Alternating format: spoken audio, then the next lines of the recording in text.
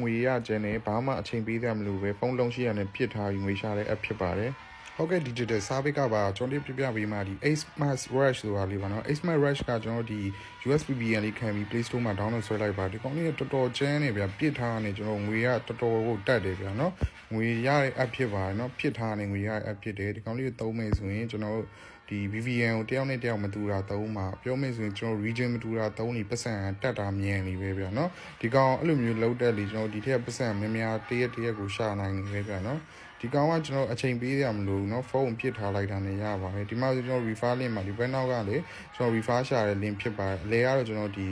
ကောင်ကိုကျွန်တော်နှိပ်ပြီးပြစ်ထားမှာဖြစ်ပါเนาะဒီဘက်မှာဆိုပတ်စံ A လေးပုံနှိပ်မယ်ကျွန်တော်ဒီမှာ withdraw လေးကြာလာမယ် withdraw မှာဆို minus ပါမယ် pay ပါမယ်ကျွန်တော်ဒီ paypal ပါမယ်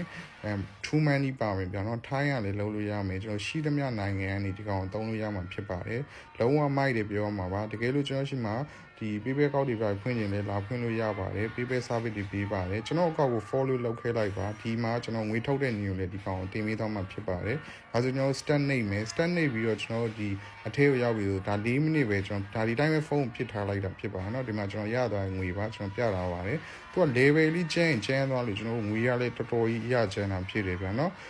ကျွန်တော်ဒီငွေထပ်မတက်တော့ဘူးဆိုရင်ကျွန်တော် VPN ကိုကျွန်တော်တခြား region ပြောင်းလိုက်ပါဒါဆိုထပ်တက်ပါလိမ့်မယ်အဲဆိုကျွန်တော်ထွက်လိုက်ပြီးတစ်ချက်ပြန်ထွက်တဲ့အချိန်မှာကျွန်တော်ရထားတဲ့ reward ပါဒါဆိုရင်ကျွန်တော်တစ်ချက်နှိပ်မယ် reward ကိုဒီမှာပါကျွန်တော်ရထားငွေဖြစ်ပါအပေါ်က coin ဖြစ်ပါတယ်เนาะ